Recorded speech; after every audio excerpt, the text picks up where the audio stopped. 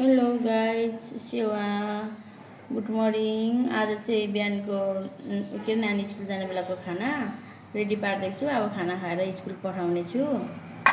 खाना बच्चाको जहिले आलु भुजिरी खोज्छ, अनि कागती काँक्रा प्याज उसलाई जहिले चाहिन्छ। यो चाहिँ गाउँमा काटेको लोकल सुँगुर पटनालीबाट आएको। अब यही अहिले बनाउने छु म, अनि देखाउँछु तपाईँहरूलाई भिडियोमा। अनि त्यस पछाडि यहाँ रक्ती पनि खानु मन परेको छ, अनि रक्ती पनि अलिकति हालेर चाहिँ त्यस चट्ट ढिँडो खानु मन परेको छ। अहिले म बनाएछु भने हजुरहरूलाई देखाउने छु। हेर्नुहोस् यस्तो दामी आएको छ, तर लोकल सुँगुर है यो चाहिँ। कालो नै छ त्यसको उयो नै। अहिले त लोकल भनेर कति किन्नु गयो, ब्रोइलरै मात्रै क्या, त्यो हाइब्रिड सुँगुर मात्रै पाउँछ क्या। हेर्नुहोस् न अहिले यो चाहिँ लोकलै हो क्या, गाउँबाट ल्याएको। हेर्नुहोस् नि लोकल यो मासु। अब अघिको मासु आएको गाउँबाट आएको मासु चाहिँ पटनालीबाट आएको मासु चाहिँ मैले लोकल सुँगुरको मासु चाहिँ अब काट्नु लागेँ। हेर्नुहोस् गाइस आफै हो, मतलब अचानक मासु पखाल्नु गर्दा ठिक हुन्छ जस्तो चाहिँ।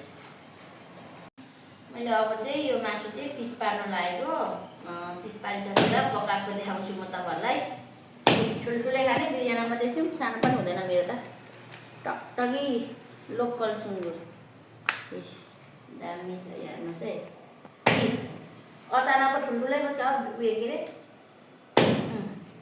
यस्तै खाँदा पनि फक्यो भने ठुल्ठुलै टकटकी यत्रो खानु। मासु पनि अब काटिसकियो, एक काडी भयो। 1 किलो आमा छोराले पनि आँटिँदैछ पो।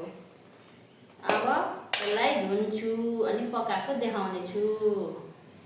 तेल त थोरै, यसमा धेरै चाहिँदैन। सुँगुरको मासु आफ्नै बोसो आउँछ। यो अलिकति यो सबै मिक्स मसला पड्काएँ, धेरै होइन थोरै अलिकति।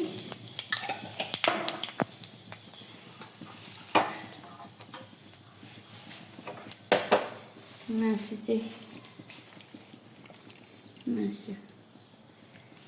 चाहिँ मैले हल्का बोइल गरेर आधी राखेर आमा छोरालाई आधी तेल आधी चाहिँ यति पकाउन लागेँ। म अलिक लास्टमा प्याज लाउँछु, म अलिक छरिएपछि अहिले चाहिँ अब बोसो निस्किन्छ।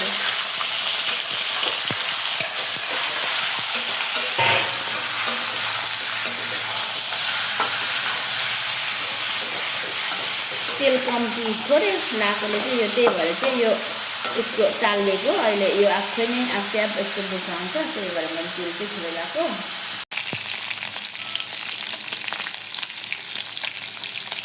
अब यतिको भयो, अनि अब चाहिँ म प्याज लाउने छु। प्याज लागेको छैन मैले, त्यही भएर नि त्यही भएर यस्तो तेल निस्किँदैछु। अनि सुँगुरको मासुमा केही लाउनु पऱ्यो भने त्यही उयो गर्दा हुन्छ, तेल लाउनु। प्याजलाई हल्का खराउनु, हल्का मिठो चाहिँदो खराउनु पऱ्यो। त्यस्तो पल्टिन्छ क्या।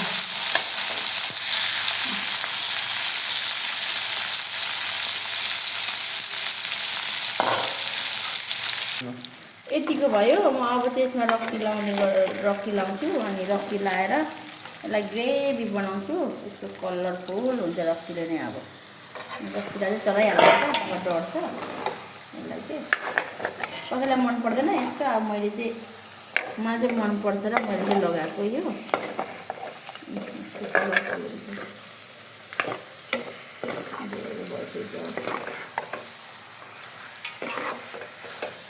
बोसो हराउँछ रक्तीले।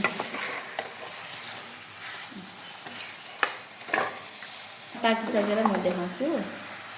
यस्तो हुन्छ भर्खर त लगाएको, अब पाक्छ भने देखाउँछु नि तपाईँलाई।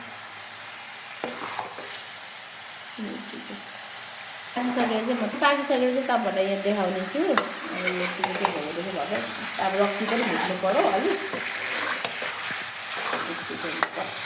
रक्ती पनि भुट्दाखेरि पड्किनु पऱ्यो, अनि चाहिँ अलिक स्वादिष्ट हुन्छ कि भन्छु म।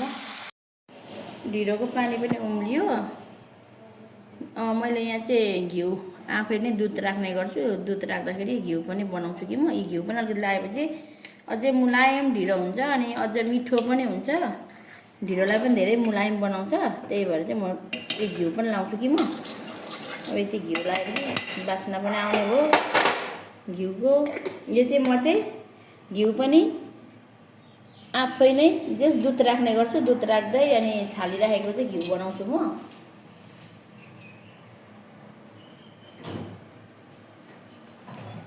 पिठो लाउँछु ठिकै नै, गिलो गिलो मलाई मनपर्छ। म मात्रै हो खाने, छोरा खाने होइन, आमा छोरामा दुई जान्छ।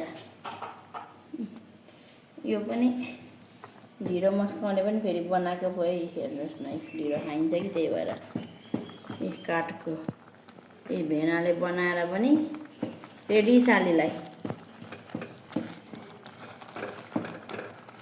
कोदोको र मैदा मिसाएको छु कि मैले दुईटा, धेरै उयो भइसक्यो, पिठो धेरै भइसक्यो। बनाएपछि म देखाउने बनाएपछि म यो बनिसकेपछि म खाने बेला देखाउने छु तपाईँहरूलाई ल गाइस। हेलो गाइस, मैले चाहिँ ढिँडो चाहिँ पाकेर रेडी पारेँ, खाना पनि भइसक्यो। अब चाहिँ खाना खानु लागेको। यहाँ हेर्नुहोस्, मेरो छोरा चाहिँ थोरै खान्छ ढिँडो। अनि त्यस पछाडि गर्मी छ, अनि हामीले चाहिँ मोही धेरै गर्मी भएपछि मोही चाहिँ चाहिन्छ नै हामीलाई, त्यही भएर मोही छ साइड साइडमा। यहाँ सब्जी छ, त्यो अघि मैले बनाएको ग्रेभी। अनि त्यस पछाडि यहाँ तिते करेला छ, अनि काँक्रा छ, कागती छ, सलादमा प्याज, कागती, काँक्रा खानेलाई यति छ। अब गाइस, अब खाना लागेको है। अब चाहिँ च्वाचेको मासु धरानको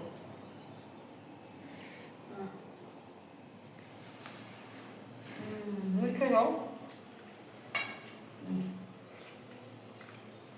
ढिँडो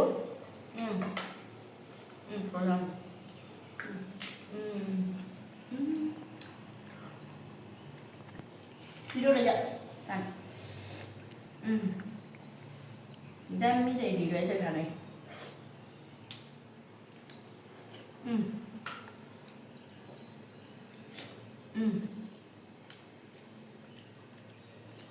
देखो ल।